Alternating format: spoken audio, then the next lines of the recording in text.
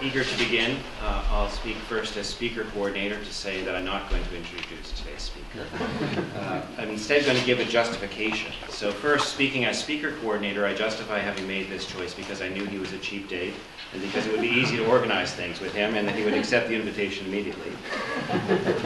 Speaking now as speaker, I was really eager to speak and give this talk here in particular because if you didn't get it from the title or the abstract, this is a weird paper. And I think it's really important that we keep Duquesne weird. As much as it drives me crazy, I still love that about this place. As speaker coordinator, again, I try to urge my speakers to keep it under an hour. But as speaker, I've done everything I can to fulfill the promises of this abstract, trimmed it down as much as I can, and it's 64 minutes, for which I apologize. Speaking as speaker coordinator, I know that speakers always get their way, so there was nothing I could do about it. All right, so there are 7 sections. After an introduction, the first is games, the second is objects, the third is selves, the fourth is dramatists, then commanders, knowers, and charioteers. And I'll just signal those so you sort of know what our progress is. All right. When I dwell in human form, says the charioteer of the Bhagavad Gita, the confused ones have contempt for me, not knowing my highest nature as the great Lord of beings. This charioteer is called Krishna, but only because his divine nature, Vishnu, is hidden from bodily eyes. The supreme Hindu god has descended from the eternal into time, from the immaterial into embodiment, in order to instruct a warrior, and through him the rest of us, about the self, reality, and the proper conduct of life. Each of us has a divine nature, likewise descended into a human body, but with its death we return to another one, and so on, until we recognize who we really are. This self-knowledge promises to liberate us from the doleful cycle of birth and death into the disembodied unity of pure divinity.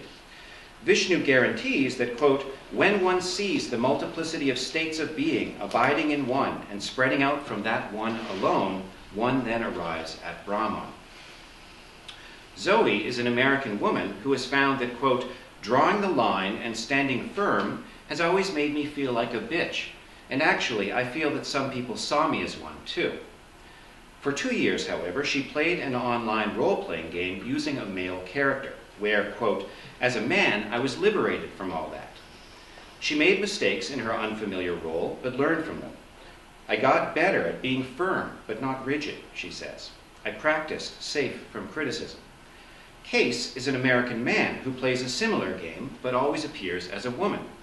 He travels within its virtual world, interacts with others through their characters, and contemplates why all his own characters are women.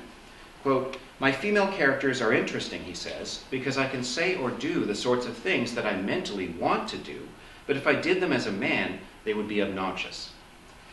In Life on the Screen, Identity in the Age of the Internet, Sherry Turkle records these and other fascinating accounts of people who achieved liberation through online games. Both Zoe and Case, despite differing in gender, use them for the same purpose. Playing this woman, says Case, lets me see what I have in my psychological repertoire. Gender swapping allowed each to be more assertive, something they found difficult to do otherwise. A virtual gender swap, writes Turkle, gave people greater emotional range in the real. To achieve this liberation, as in Hinduism, they used avatars, appearances of themselves in a world less real than the one they actually inhabit. Avatar derives from a Sanskrit word, avatara, meaning descent. But because of stories like those of the Gita, the word is also taken to mean incarnation, embodiment, the taking on of flesh. The god's avatar permits him to manifest himself for a time in this world. He is more fully elsewhere. The same is true of those who play online games. An avatar may be killing dragons atop a steed in cyberspace, but in meatspace, the real person who plays it is sitting before a keyboard in Pittsburgh. To capture this similarity, gaming pioneers deliberately adopted the Sanskrit word in Hindu notion, decades before our technology made the comparison irresistible. In both cases, after all, an avatar is an appearance in one world of someone more real from another. The similarity is not idle, or at least that's what I want to argue today. It may help us understand who we really are and what we should do with ourselves. So now the first section, games. There are too many online games to survey here, But the most interesting for our purposes are the MMORPGs. That's the last time I'll use the acronym. It stands for Massively Multiplayer Online Role-Playing Games. There are variations of that acronym. You can Google them. Wikipedia can describe some of the details if you want to learn more. There are always new ones, ever more sophisticated in their verisimilitude, but our goal is not to keep abreast of even just this one portion of the gaming phenomenon. Our goal instead is to investigate how these sorts of games resemble the meat space we inhabit with our bodies. In the lingo of their players, this meat space is called RL, an acronym for real life. From the perspective of Hinduism, Buddhism, and Platonism, however, the meat space is not our real life. It is a super game. Our bodies, avatars. Into it we descend, adopting them in order to seek wisdom and ultimately an escape from embodiment altogether. Calling our meat space real life, then, would presuppose these religions and philosophies to be wrong. Let us begin by suspending judgment about them, exploring the analogy between them and online gaming. These new technologies may allow us to experience afresh the ethical outlook of these ancient traditions. But they may also help us to dust off some of their best arguments. That's what I'm going to try and do. For those unfamiliar with online gaming, how does it work? Turkle's book is nearly 20 years old now, and the games she discusses, like the computers on which they ran, are all gone. By the way, Turkle's now quite famous. She wrote a book, not Home Alone, but something about Alone Together or something, and it was actually the Common Core reading for Duquesne, I think, 2 years ago. But this book she wrote in the 90s. Yet the potent engagement of imagination and emotion remains the same from those games in the 90s. Unlike video games, most famously Super Mario Bros. Or Pac-Man, where players try to overcome obstacles scripted by the game's designers, online role-playing games are virtual worlds in which there are no scripts, except those improvised by the players together. They are played simultaneously by many people, sometimes hundreds of thousands, whose avatars interact in a virtual world.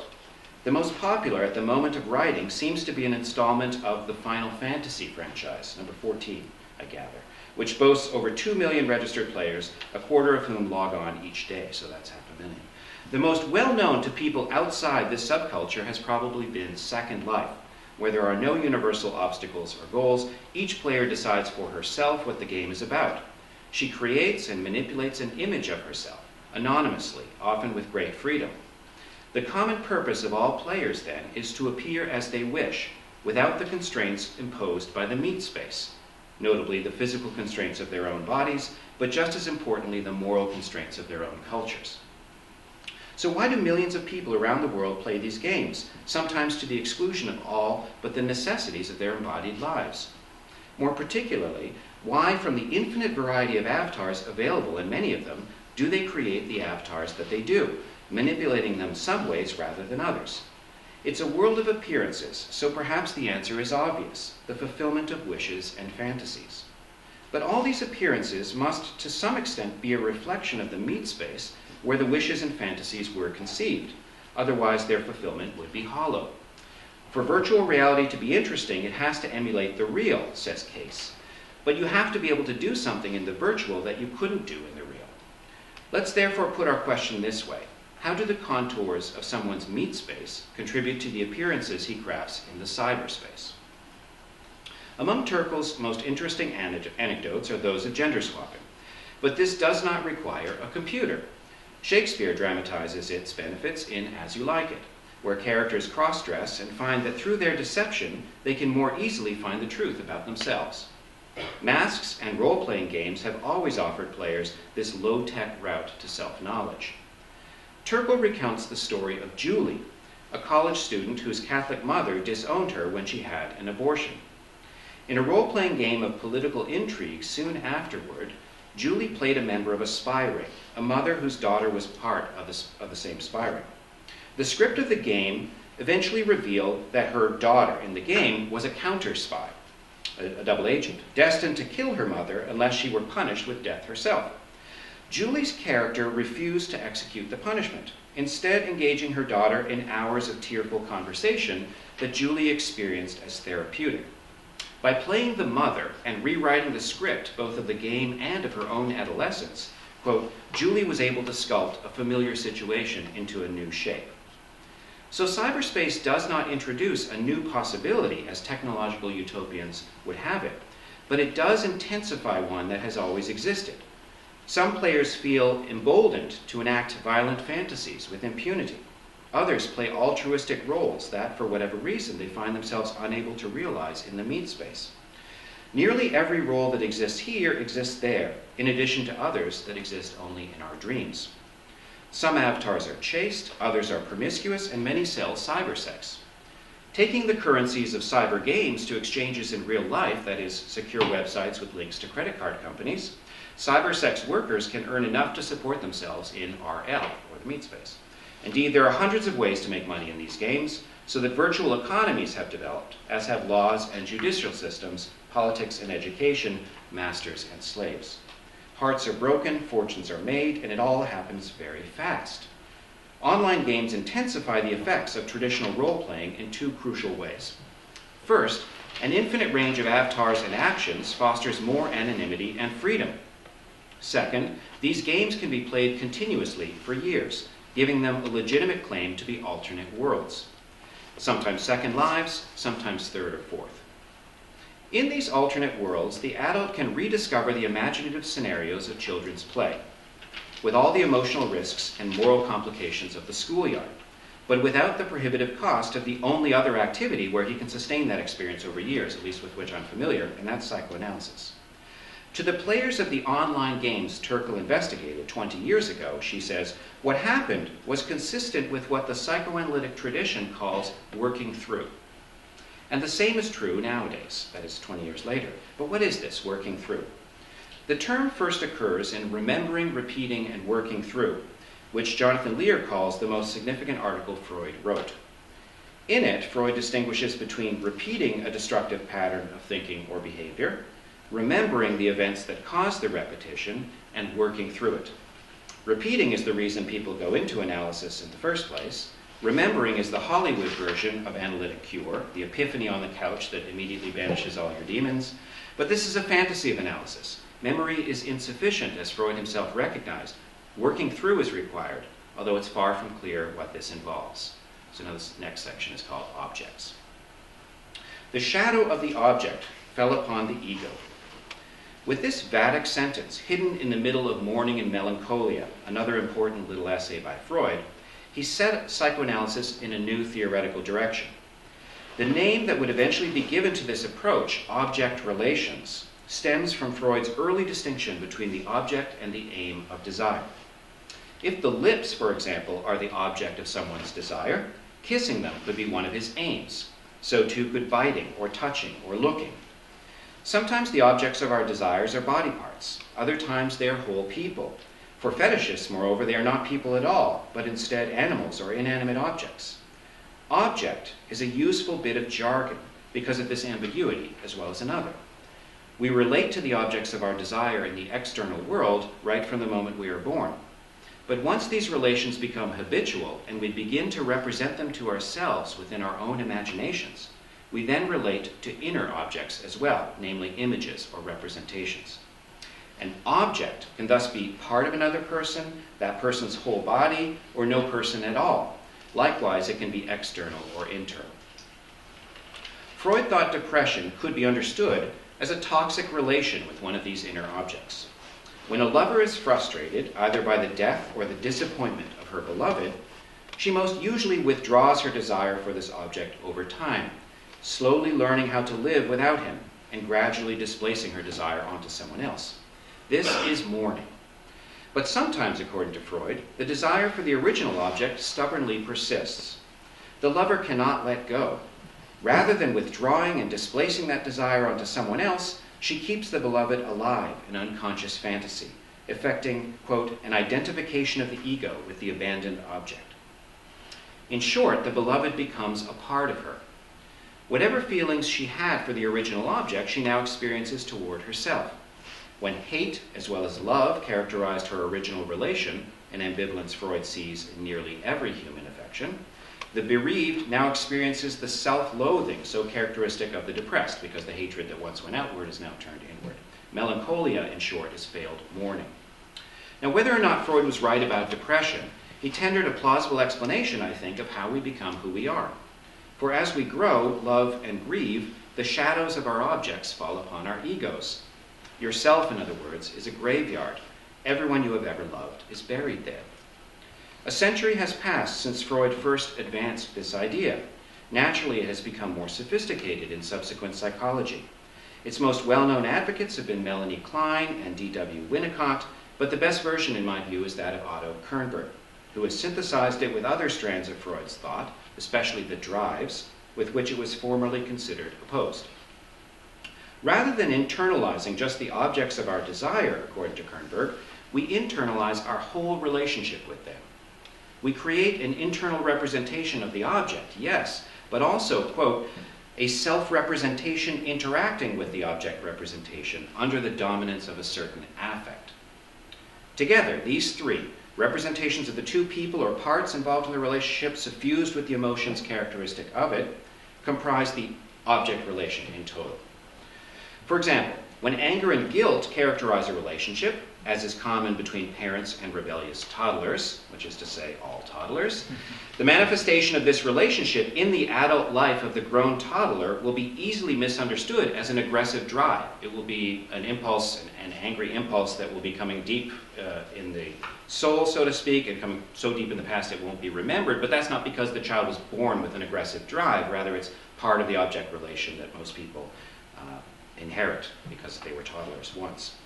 This is the misunderstanding of pure drive psychology, to think that there is such a thing as an aggressive drive, whether it's found in Nietzsche, Freud, or their successors. The earlier object relation explains the aggression rather than the other way around.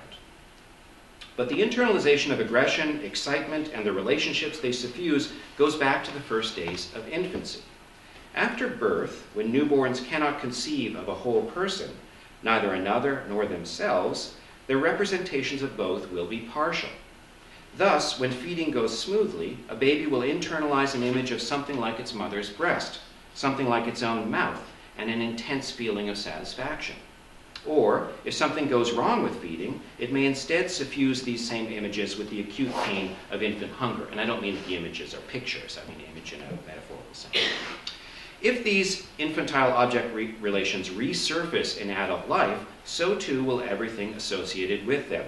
Thinking will become chaotic and passion extreme, as is typical of a small child or someone making love. Earthquakes often destroy the architecture of the present, but sometimes they also bring archaic ruins to light. Our adult minds are collections of such internal object relations, some in harmony, many in conflict. In short, we contain multitudes. Layers of these relations, some shifting according to the vicissitudes of our lives, most remaining buried by perpetual efforts to seem all grown up while avoiding searing pain. After all, relationships of childhood, no less than adulthood, are fraught with emotions such as shame, guilt, fear, and sadness. To diminish their pain, when we internalize these relationships, we layer them over with others that feel better. Recall Julie, who could not access the object relation that characterized her most immediate adolescence without playing a game. According to Kernberg's theory, she developed a sense of herself by internalizing this relation, a conjunction of two images, herself and her mother, but also the particular emotions that characterize them. Let's imagine anger and guilt again.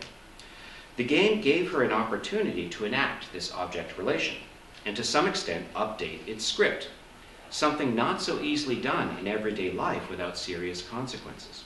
Imagine a life of repeated betrayal, a doomed, unconscious effort to rewrite that script, and you see why Freud favored Heraclitus' aphorism, character is destiny. Notice that if object relations theory is correct, it would not have mattered whether she played the mother or the child in that scenario, the traitor or the betrayed, the angry judge or the guilty criminal, so long as the relationship itself was activated. Moreover, with that object relation helping to constitute herself, when the role-playing game gave her license to play her mother's role, it allowed her to be a part of herself. She could feel what otherwise she might have been unable to feel, and recognize these feelings as her own.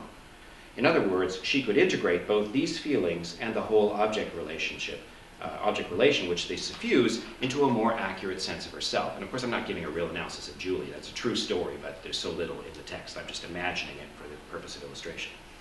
Finally, she could adapt her script, improvising according to present circumstances rather than repeating lines more suited to another time and place. This, I suggest, is working through a vivid experience of one's inner object relations, a recognition of them as constitutive of oneself, and finally an adaptation of them as well as one's self-image. It's a technical term for growing up. Children begin this work alone when they play with dolls or speak with imaginary friends. They continue it together in their schoolyard games. In his ideal education, even Plato insisted on the superiority of play over compulsion. In his account of becoming himself, Nietzsche said, quote, "I know of no other way of dealing with great tasks than that of play." A hint of the great task of maturity is available in a brief role-playing game such as Julie experienced. But the revelations of intense moments seldom affect real change in the structure of a self that's been assembled from the object relations of childhood. Revising the script of a human life is not the work of a weekend. What is required, at the very least, is something more sustained, something one plays daily with others who do the same for many months or even years. This is what cyber games make possible. Quote, "Players sometimes talk about their real selves as a composite of their characters," writes Turkle, "and sometimes talk about their screen personae as means for working on their RL lives." It is not unusual that one player will create several avatars. The variations may be infinite and idiosyncratic, but they're far from random. Each is externalizing inner object relations, transferring them to the playground of the game. That's my argument today. A woman playing a man may be working through the gender roles inherited from her family, which have constituted but inhibited her in RL. Adopting the man's role in this script, she can rewrite it from within, integrating it and the assertive advantages it now offers into her self-image. A man playing a woman may be experiencing for the first time in decades a part of himself, his childhood relationship with his sister, let's say, that he lost access to when she died tragically. He buried this object relation deep within himself because of the sadness that came to suffuse it. Thanks to the hard work of play online, he exhumes her by becoming her, thereby recognizing more of his graveyard as his own. As an adult, he can understand her death in a way he could not as a child. So now he rearranges the graveyard according to the needs of his present rather than those of his immature past. Some can accomplish this rearrangement in solo fantasy, reminiscence, and narrative writing. With great luck or discipline, it is possible to return to one's childhood.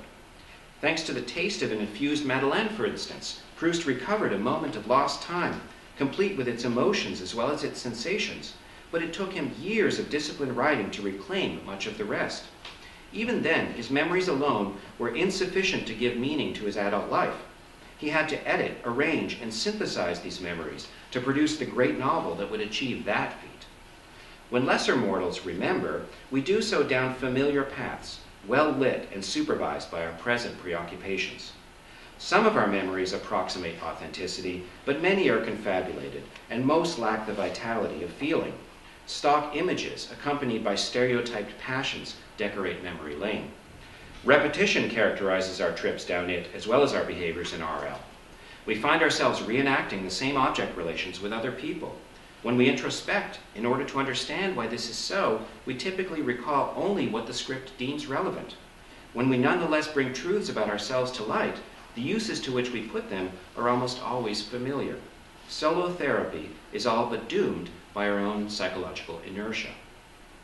The intervention of other people, however, can disrupt it. They have their own scripts and will never fully permit you to reenact yours.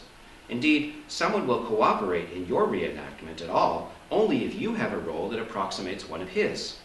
Your scripts must overlap enough to trick you both into believing there is no script. Only so can you both play it with feeling. This is as true of the schoolyard as it is of virtual worlds. Your childhood friends are the ones who like to play the same games as you do. So likewise are your adult friends. Lovers marry when their scripts seem to overlap, and they divorce when they discover too wide a divergence between those scripts. It's the same in a cyber game as in RL, only online, everything happens faster. It's easier to believe that your script overlaps with another's, that someone is your dream come true, when there is so little of the physical and moral resistance that slows things down in the meatspace. The enhanced freedom and anonymity of cyberspace, by contrast, bring buried object relations to the surface almost immediately. With them come their associated passions, sometimes hot. Anyone skeptical that sexual satisfaction can be found online while disembodied, so to speak, should consider the phenomenon of the wet dream, which has always testified that imagination alone is sufficient for sexual excitement. And so, for example, a dominant lesbian enters Red Light Center, which is a game, to achieve the satisfaction she cannot find in the conservative culture surrounding her isolated farm. She creates an avatar with this description and wanders its clubs and bars until she finds another woman looking to submit. Their avatars couple as they co-write the script of a fantasy. She may never know who is the other player, really, and it may not matter. For a time, she enjoys playing her role, and the other player, for whatever reason, enjoys playing the complementary one. But let us imagine that she becomes curious about the other role and creates a second avatar, a submissive lesbian, permitting her to enact the obverse role of the object relation which elicits her most intense passions. Maybe she abandons the first avatar and has a new one assume both roles, becoming a switch. Or maybe she keeps her online roles separate, reserving their combination for her rare sexual opportunities in the meatspace. In either case, she is on the way to integrating the fullness of that object relation into her self-image. She is coming to know herself in some, and thereby refashion herself. But what is that, herself? So this is now a third section called selves. As for I, or rather, as for the I, wrote Nietzsche in one of his last books, it has become a fable, a fiction, a play on words. Looking within himself, he found no central node of selfhood, but instead a tangle of moods and emotions. He inaugurates the observation in one of his first essays, On Moods, written when he was only 20 years old. Quote, "When I eavesdrop on my own thoughts and feelings and silently attend to myself, it is as if I heard the hum and buzzing of those wild factions." But at this stage, he's, again, only 20, he still speaks of an I observing and a myself observed. With the publication of Birth of Tragedy 8 years later, however, he begins criticizing the principle of individuation, which he calls, again from Schopenhauer, and it's this principle which produces the appearance of distinct selves. So he's criticizing that principle, he's starting to melt the selves into one another. This principle, he says, or paraphrasing, it's merely an Apollonian veil that hides the Dionysian reality of undifferentiated unity. Nietzsche sustains this critique of selfhood through most of his subsequent books. In Daybreak, for example, the ego is only so-called. In its place are anger, hatred, love, pity, desire, knowledge, joy, pain, which are themselves but names for extreme states, the milder, middle degrees, not to speak of the lower degrees, which are continually in play, elude us, and yet it is they which weave the web of our character and destiny. There's got to be an invocation of Heraclitus again. Here, an introspection that reveals only separate components is conjoined with a doctrine that introspection is limited, that it reveals only the mountain peaks of a varied mental landscape. As for the self, or rather the illusion of it, this is a product of language and habit, according to Nietzsche. By saying I, by repeatedly imputing a unity to the internal cacophony, we bestow a specious substance on this illusion. Our opinion of ourself, he writes, our self-image is thenceforth a fellow worker in the construction of our character and destiny. With these views, Nietzsche seems to have anticipated the conclusion of object relations theory about selfhood. For neither are you one thing if your self is nothing but a collection of internalized object relations. Turkle endorses this conclusion in the more radical version she attributes to Jacques Lacan and other French philosophers of his era. The self is fragmented, its unity an illusion. Although she studied in post-1968 Paris, it wasn't until she played roles online, where Gallic abstractions are concrete, she says, that she finally understood their point. What we experience as the I can be likened to something we create with smoke and mirrors. Online gamers may know nothing of French philosophy, but assimilate this vertiginous insight whenever they play multiple avatars. In cyberspace, we easily distinguish between a self, at the keyboard, and a self-image, the avatar. But if this French chorus is correct, then so too in the meatspace must we draw the same distinction. Self, a collection of fragments, self-image, a stubborn illusion of unity. But what produces this illusion, and why is it so stubborn? Object relations theory answers these questions neatly. The fragments are inner object relations, as we have seen, together comprising the self. But when one object relation prevails over all the others, its self-reflection becomes the whole self's image of itself. That's how a self produces a self-image. Typically, though, this self-image misrepresents the whole self. This illusion persists so long as that object relation prevails, which is to say, so long as the self retains its current structure, so long as the repressed emotions remain too painful to bear. But even when the structure changes and a new object relation prevails, the old illusion will simply be replaced by another. The details of our illusions may change. I was a victim, but now I'm empowered. I was a sinner, but now I'm saved. I was sexy, but now I'm disgusting, or whatever. But their substratum remains the same. I am I, one, real, substantial. No wonder that the Apollonian imperative of the oracle at Delphi is so difficult to follow. Indeed, as Nietzsche observed, the maxim, know thyself, addressed to human beings by a god, as he says, is almost malicious. You might feel proud, I knew you'd chuckle at that one. You might feel proud, for instance, because this is one of the emotions that characterize the object relation between you and your father, for example, that has prevailed over the others in yourself. Although this emotion feels crucial to your happiness, it is really an echo of the contempt he felt for you when he returned home from the bar and beat you. Whenever you feel this pride, then, you are playing his role and thus need someone else to play the ashamed and fearful child. Your wife, your own children, your subordinates at work. Your life becomes a series of frustrating relationships in which your illusion of happiness requires the denigration and intimidation of others. And this illusion requires another, a self-image, which ignores what's really happening here. By contrast, achieving self-knowledge, whether through psychoanalysis, an online game, or some other means, will require working through, courageously recognizing, reclaiming, and revising alienated fragments of yourself, beginning with the searing shame and chilling fear of your childhood that we just mentioned. Yet something essential is missing from this account of selfhood, I believe, and I think the following three sets of questions will make this clear. First of all, some of our relationships are internalized, while others seem to leave no trace. According to this account, we internalize a relation when its object is something or someone we desire. But which objects do we desire, and why? Secondly, of all the object relations we internalize, some predominate, scripting our engagement with others and determining our image of ourself, while others sink into the depths, escaping our awareness. Why? By what criterion do we arrange the object relations that comprise ourself? Third, and above all, who is this we? It cannot be ourself, let alone our self-image, for this mysterious agent that's doing all this arranging controls both those things. Who then is this lover of objects, this architect of their inner relations? These are difficult and abstract questions. We can pose them more concretely through the graveyard simile. If ourselves are like graveyards, there must be a sexton. He accepts some bodies for burial, but rejects others. He allocates plots, deciding to bury this body here, that body there. He permits this one to receive a headstone, that one a mausoleum. Only so does the graveyard become a graveyard, properly speaking, rather than a landfill of rotting corpses. Nietzsche elaborated a similar metaphor. Quote, one can dispose of one's drives like a gardener, and though few know it, cultivate the shoots of anger, pity, curiosity, vanity as productively and profitably as a beautiful fruit tree on a trellis. Some prefer a garden in the French fashion, he says, others in the Chinese, and so on.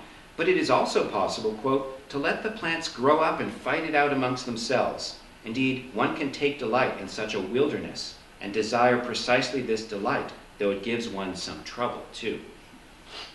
So we can garden well or badly, but how we do so is up to us. All this we are at liberty to do, Nietzsche adds.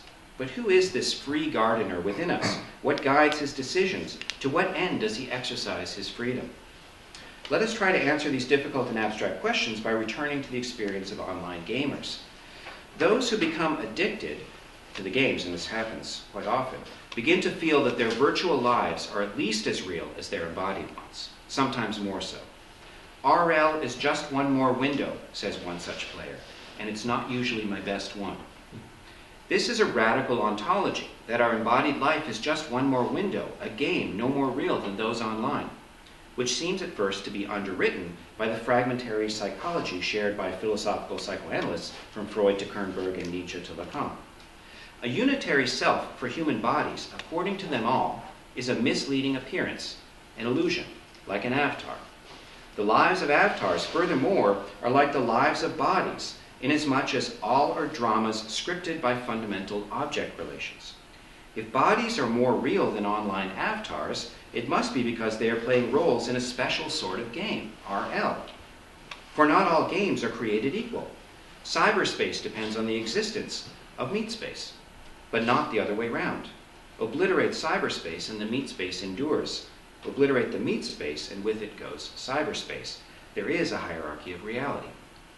Although this argument undercuts the gamer's testimony that RL is just another window, one game equal in reality to those online, and that ontology, as we know, is supported by philosophies, both ancient and recent, according to which there is no ultimate reality or meta-narrative, only narratives and perceptions without end.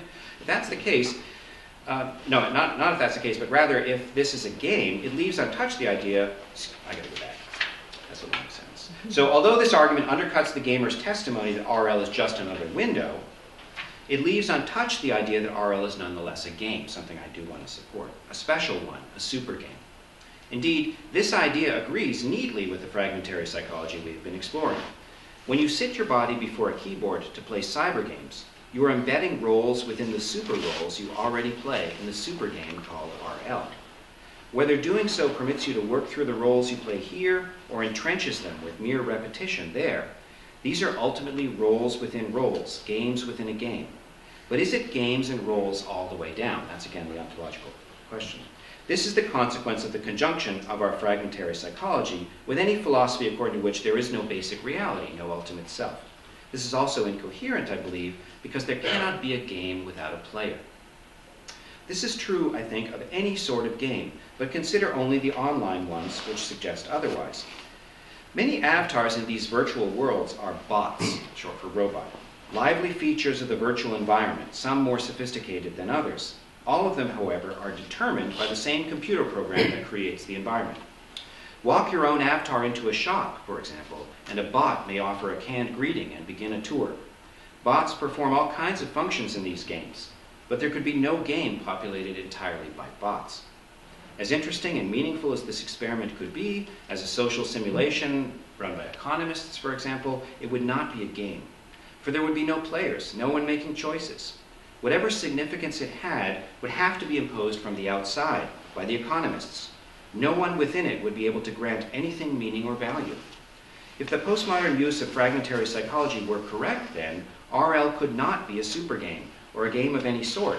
It would be populated entirely by the bodily equivalent of bots, object relations.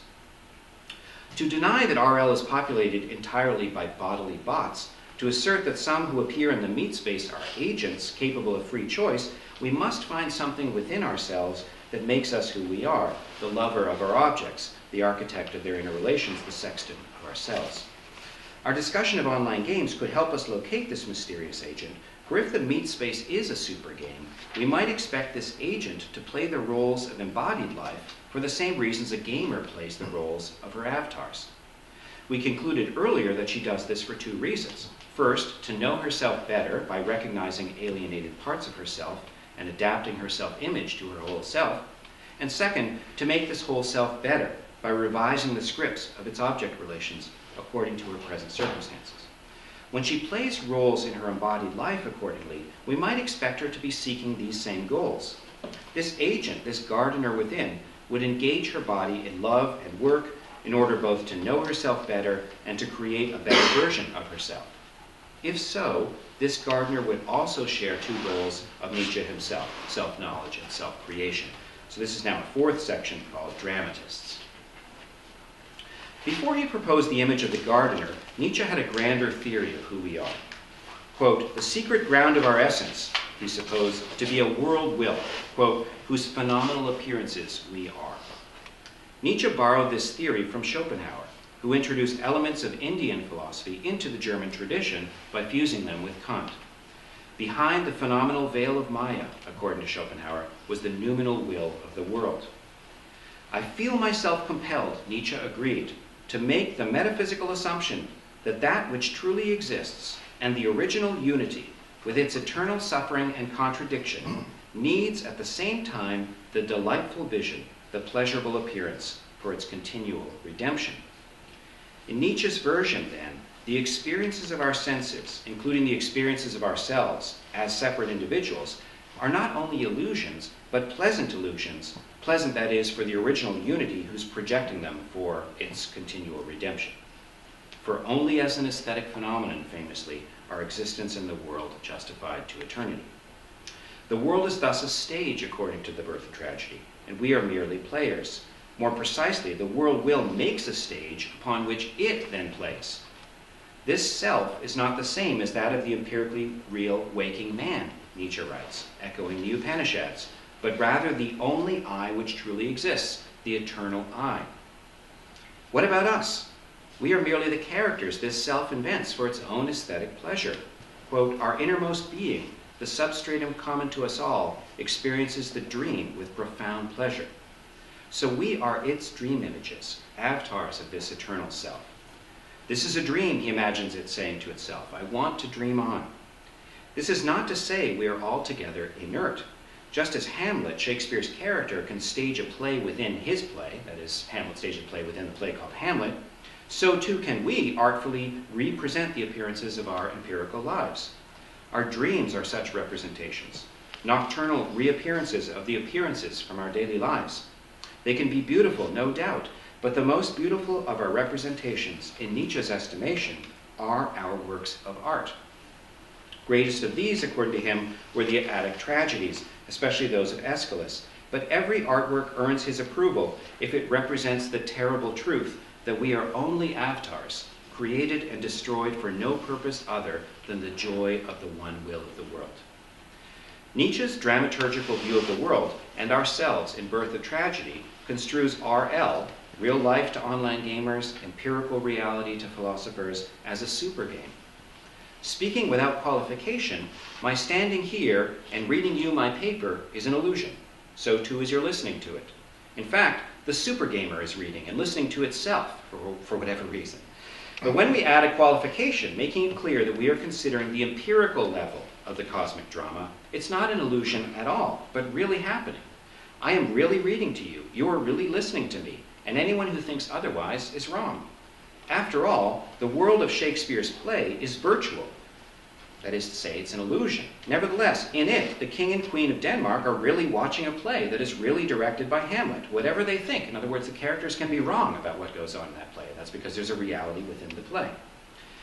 Hamlet had his purpose for doing so, catching the conscience of a king. So too, when you dream or write plays, you create avatars for your own purposes. However, beneath you and Hamlet, not to mention Shakespeare too, is the creator and player of a super game in which all of us, as we typically think of ourselves anyway, are merely avatars. Downstream from the Brahman of Indian philosophy, then, Nietzsche's dramaturge is who we really are: sexton, gardener, or artist, one will, cosmic dreamer, or eternal I. He preserved these conclusions about drama and dream even after he abandoned the dualistic metaphysics of Schopenhauer, and it's this later Nietzsche that's more well known. I must go on dreaming, lest I perish, he nonetheless repeats in Gay Science, where appearance is no longer the opposite, he says, of some essence. The real world has become a fable, as Nietzsche will later write, so that the knower, who credits a reality beneath appearance, has merely been tricked by certain kinds of appearance. That's his later view. Playing his role in a new sort of drama, nonetheless, he says of himself that he belongs to the masters of ceremony of existence, and that's masters in the plural. Gone is the one dramaturge, the original unity, the eternal self inherited from Indian philosophy. In its place are manifold new artists, the bodily drives, the infinite and perhaps purposeless strivings of a material world. This is as evident in the passages on the notorious will to power as it is in his new understanding of the human self. Is it still capable of accounting for dramaturgy, however? In other words, is it capable of accounting for the special power of the gardener within, who cultivates some of our drives while weeding out others, all in order to live a better life, however he understands that? So that's the end of the fourth section, and this is now a fifth section called Commanders. Body am I and soul, so speaks the child, as though memorizing a catechism of Platonic origin. Nietzsche's Zarathustra encourages us to put aside these childish ways and awake from the nightmare of ascetic history. Quote, "The awakened, the knowing one says, body am I, through and through, and nothing besides. As for soul, it is just a word for something on the body." Without soul, however, it is not clear what remains of us. The body is not one thing, after all, but a multiplicity, and Nietzsche never loses sight of this fact. It's a war and a peace, one herd and one shepherd, he says in the same section.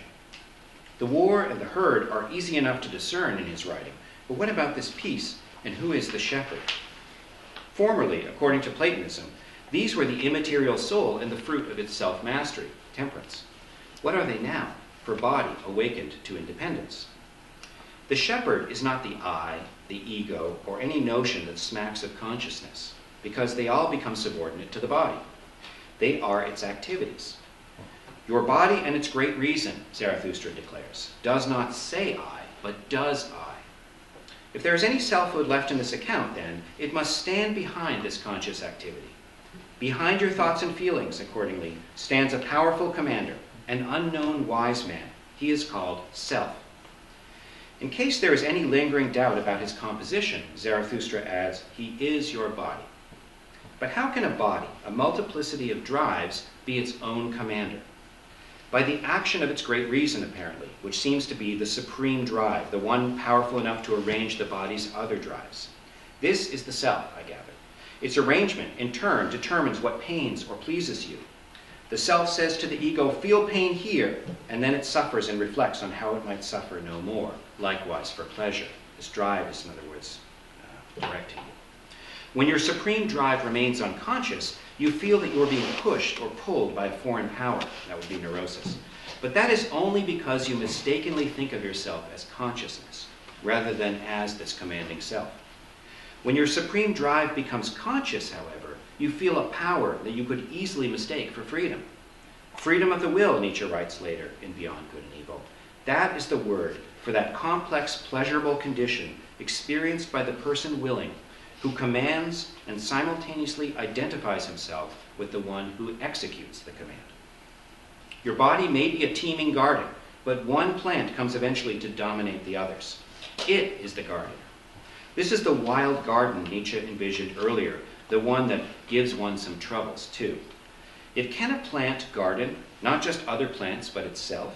Can a drive command, not just other drives, but itself? The one who cannot obey himself, Nietzsche says, after all, is commanded. A military analogy makes Nietzsche's point quite clear, as so often. The captain gives orders and thus commands, but his orders can be remanded by the major, whom he must obey. The major's orders, too, can be remanded by the colonel, whom he must obey, and so on up the chain of command until we reach the supreme commander. Her orders alone cannot be remanded. There is no higher authority whom she must obey, for she commands herself. But is self-command possible for a drive? Understood as a force, it is difficult to see how it could. Self-command is a type of self-reflection, a turning back upon the self. If a force were somehow able to turn back upon itself, it would cancel itself out. Self-reflection for a force is thus tantamount to self-annihilation. Self-reflection, and thus another of its types, self-knowledge, is also impossible for matter, as Sextus Empiricus argued against the Epicureans and Stoics, his materialist opponents. It requires the self to play simultaneously two roles, subject and object of reflection. For a chunk of matter to play two roles, though, it must be divided into two parts, a part that is doing the reflecting, the subject, and a part that is being reflected upon, the object.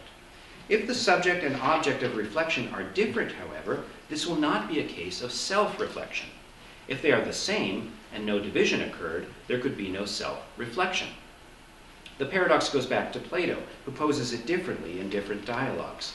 In Republic, self-command, or temperance, as it's commonly translated, seems impossible. Quote, the stronger self that does the commanding, Socrates observes, is the same as the weaker self that gets commanded, so that only one person is referred to in all such expressions. But we cannot be both weaker and stronger than ourselves, can we? In Charmides, self-knowledge seems impossible for similar reasons. Yet this is a goal, if not the goal, of Platonic philosophy, namely self-knowledge. What we need, Socrates thus begs, is some great man to give an adequate interpretation of this point in every detail, whether no existing thing can by nature apply its own faculty to itself, but only towards something else, or whether some can, but others cannot. And this is the sixth section. There are only 7, remember. This is the longest of them. Nowheres. Plato seems to be that great man, beginning to resolve this problem by dividing us into parts. In Alcibiades, Socrates makes the simplest distinction between body and soul. A human being commands his body, and the commander must be different from the commanded, so the human being cannot be his body. Instead, he's the only other alternative, the soul. Even if there is a soul, however, the problem of self-command recurs. What commands the soul? Fortunately, Socrates warns that this simple argument lacks rigor. It's enough to convince Alcibiades, who is eager to become supreme commander of the Athenians, before he has learned even to command himself. He needs to learn first who that self is. In other words, he needs to acquire self-knowledge.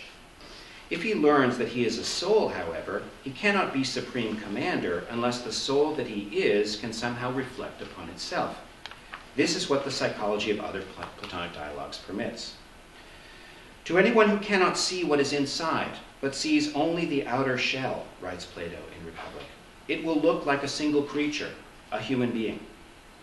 We are deceived, he thinks, by the uniform appearance of our outer shell, our skin. But looking beneath it, which is to say practicing psychology or the study of the soul, Plato sees a multitude.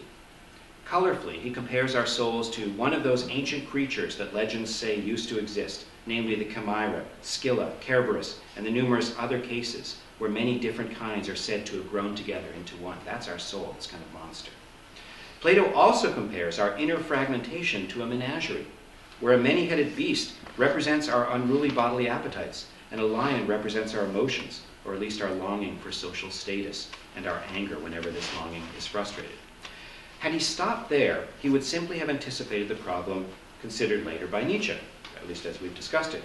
Like him, Plato sees the need for a sexton, a gardener, a commander. To manage the many-headed beast and the lion, then, he installs a little human being in the soul. The task of this homunculus is to tame our beasts, harnessing their energies to live the best possible life. This is the difficult task of ethics, but it requires knowing the best objects of desire and arranging our embodied life to achieve them. According to Plato, this knower and arranger is reason, the homunculus within the human being, the real self within the embodied self. But to perform its tasks, knowledge, self-knowledge, and self-government towards true goodness, it must be able to accomplish what the bodily commander could not, self-reflection. His argument that it can occurs across several dialogues. I think Theaetetus, Meno, and Phaedo are the main ones. It draws our attention, this argument, to a remarkable feature of knowledge that distinguishes it from belief, and even true belief with an account. Let us try to compress that argument just into one example, and maybe we'll talk a lot more about this in the break. It's very complicated, of course, as a full argument. A student claims to know the Pythagorean theorem. She says that the square of the hypotenuse is the sum of the squares of the other two sides, and she shows that she is able to calculate it for any triangle she is given. But that is not knowledge of the theorem. It may simply be the repetition of a formula she was commanded to use at school, the way a soldier repeats his orders and then puts them into effect. Her teachers may know the theorem, properly speaking, and they may tell her this, but she does not know whether they are right, any more than the soldier knows whether his orders are good. He may believe they are, and he may be right. She may trust her teachers, and her trust may be well placed, but true belief and prudent trust are not knowledge. Knowledge requires a more intimate relationship between its subject and object, in this case, the student and the Pythagorean theorem. There cannot be the sort of gap introduced, as here, by the authority of others. Indeed, there cannot even be the narrow gap introduced by the authority of an account. For if knowledge depended for its security on an account, and were therefore only as secure as this account too would have to be known, requiring its own account, and an account of that account, setting us on an infinite regress. To be knowledge, then, the knowledge must authorize itself, and must therefore be knowledge of itself. If so, all knowledge is both self-knowing and self-commanding. Echoing Delphic Apollo, whose inscriptions enjoined temple-goers to self-restraint, nothing in excess, as well as self-knowledge, know thyself, Socrates reminds Alcibiades, we agreed that knowing oneself was the same as being self-commanded. To perform these self-reflective functions, reason cannot be either force or matter, if the earlier arguments were correct. It must be immaterial. This is Plato's view. Although the embodied soul includes appetites and passions, its true nature, discernible only when it is disembodied, is rational. Only so can it function as the commander, the director, the gardener. Only so, in short, can it play the game. He compares the embodied soul to the sea god Glaucus, an avatar whose radiant form has been dimmed and deformed by immersion in the waves. So too our reason, after descending into the meatspace, becomes, quote, maimed by its partnership with the body. When it is pure, however, it is not full of multicolored variety and dissimilarity and conflict with itself. The hint of its purity, our real self, is available from its love of wisdom, or philosophia in the Greek. Well, whoever we are, in other words, we are the ones asking who we are, what kind of world we really live in, and what we should do with ourselves in this world. Plato embedded his answers to these central questions in an allegory of the cave, which of course everybody in this room will know, and of course it's susceptible of many correct and complementary interpretations. I'm just going to highlight an aspect that I think people don't talk about. Among them is the eschatological tale. After purifying itself of bodily attachments in order to recognize itself, reality, and the supreme value that suffuses both, in other words, the good, the soul in that story must nevertheless return to the darkness of embodiment, a virtual reality of mere images. That is to say, it must be re-embodied. But why? One motive might be philosophic, that is, the love of wisdom and the search for understanding. Nowadays, when we want to understand ourselves and our reality, with dozens of sciences investigating relevant questions, one lifetime is obviously insufficient to answer them all. Life is short, the Hippocratics knew, but the art is long. Even if it were long, though, embodied life imposes certain restrictions on our pursuit of knowledge. Is sex more pleasurable for a man or a woman? This is something the Greeks really wanted to know, for one of their myths recounts a debate on this question between Zeus and Hera, each maintaining that the greater pleasure was available to the other. To resolve it, they turned to Tiresias, the legendary seer, for he had known the bodily experience of each gender. After seeing one pair of copulating snakes, as the superstition goes, he changed into a woman. And then when he saw another pair of copulating snakes, he changed back into a man. Handy, because the gods were able to ask him the question, and Tiresias answered that the woman enjoys it more, for which Hera blinded him, but Zeus compensated him with the gift of prophecy. Wisdom was also the goal of reincarnation for Plato, his Pythagorean predecessors, and the Indian philosophers whose original doctrine they transmitted to the Greeks. In an earlier version of this doctrine, a soul transmigrates haphazardly through different species, as well as different types of human existence, until it has seen the cosmos from the perspective of every sort of living being. Only so can it finally transcend the limits of these many perspectives and understand the one world as it really is. There is no diversity, reads the Brihadaranyaka Upanishad, and that's from the 7th or the 6th century BC. And he gets death after death, who perceives here seeming diversity. Escape from these cycles of embodiment is the final reward of someone who finally recognizes as a unity only is it to be looked upon, this indemonstrable, enduring being. A later version moralizes the doctrine. Rather than transmigrating haphazardly, the soul ascends or descends a hierarchy of lives according to its merit, and that's karma. The Chandogya Upanishad, which along with the Brihadaranyaka is one of the two early ones, for instance, promises rebirth to an upper caste mother for good deeds, for bad, transmigration into the womb of a dog or of a swine. Doesn't sound so bad nowadays. It's a weird thing. The doctrine of reincarnation appears in Greek texts not long afterwards, but does so only in this moralized version. Empedocles, for instance, said that he had been a girl, a bush, a bird, and a fish, thus seeing the cosmos from the air and the water, from the perspective of an animal and a plant, not to mention a female as well as a male. But his incarnations were not random. He ranked them, deeming the lion the best of animals, the laurel the best of plants, and the best of human roles, the ones he himself occupied, poet, priest, physician, and politician. He had ascended through all these lives and now walked among humans, he wrote, as an immortal god. Just before jumping into the volcano. Which is interesting. We could talk about that sometime. So, it's a gateway to the stars, by the way. Jump into a volcano, you go into the fiery underworld, but because the stars are going underneath the earth every night, it's a way of getting down to the stars as well. Plato seems to have been humbler, yet he adopted the same moralized version of the doctrine. One may descend into a human body and nonetheless fail to learn anything valuable, choosing to see the appearances of the meatspace as originals rather than the images they really are. Not to be moved abruptly from here to a vision of beauty itself when he sees what we call beauty here, such an agent, that's a quotation from Phaedrus, such an agent plays the super game of the meatspace the way someone plays an online game repetitively for nothing more than amusement or immediate gratification. And there's time for those things. Plato doesn't think you always have to be seeking divinity, but if that's all you do, that's the problem he sees. And this person he's mentioning who gets caught up in the images of beauty and doesn't see them as images and look to the original, quote, he surrenders to pleasure and sets out in the manner of a four-footed beast. Whether according to cosmic justice or his own post-mortem choice, Plato suggests in Phaedrus that this man will be reincarnated as an animal.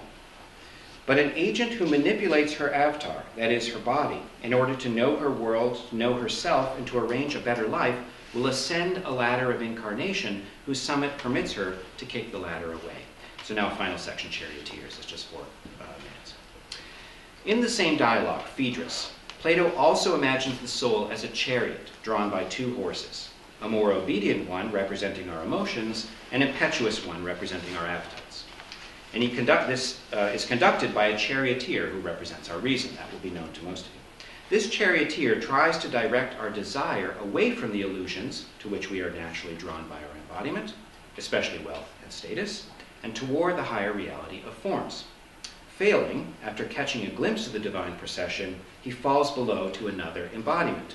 Succeeding, however, he remains above. When they think in this way, says Krishna, charioteer of Vishnu, the insightful ones who are gifted with creative contemplation are part of me.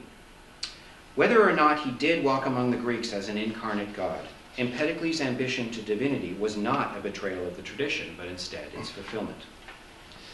The truth of this untimely contemplative ethics depends, of course, on the truth of the many doctrines it presupposes, beginning with the unfashionable one that our agent within is non-bodily, immaterial reason. Whatever we think of the arguments marshaled here to support it, however, something as valuable as conviction is, I think, available to us nonetheless. For whether or not we credit these ancient traditions, we can still experience their outlook by absorption in its cyber game. Religious experience, in other words, is available online. These games can train us to recognize that what we typically think of as the self, whether the lovers or the beloveds, is merely an image. This recognition is a denigration of the body, as is sometimes charged, only if these ancient traditions are wrong about selfhood. If you hold a picture of your beloved, after all, you honor him and it by recognizing them each for what they are. There is a world of difference between caressing an image and caressing its original. True love demands that we acknowledge this difference. If these ancient traditions are right, by contrast, true love also requires you to treat real life, the meatspace, as a virtual world into which you have descended. This time you have assumed one sort of body, but next time it may be another. Maybe of a different gender, class, or race, maybe a different ability, sexuality, or even species, and so on, until the purpose of living has been achieved. Hearts will be broken, fortunes made, and it all happens over eons. But to what end? From the perspective of an avatar, in the cosmic super game with which we are concluding, no less than in the role-playing games from which we began, the purpose of life will be to achieve knowledge of self and reality, to reorient our desire toward the only satisfying object. For Platonism, as we have seen, this is the good. For Hinduism, Vishnu. Yet this answer to our initial question only brings us to the porch of a more imposing question. Why does divinity itself descend? Why does it create? Why not remain within its own perfect solitude? We must remain standing on this porch. Our time is up. And although there are hints of an answer in Plato, Platonists have followed these hints into metaphysical labyrinths, often losing the thread that would have returned them to the world. For this reason, among others, Nietzsche tried to reject the Platonic tradition, but he may have inadvertently supplied it with the straightforward answer to this question that it was seeking all along. His cosmic dramatist stages a tragedy for its own sake, for beauty alone, because only as an aesthetic phenomenon are existence and the world justified to eternity. Thank you.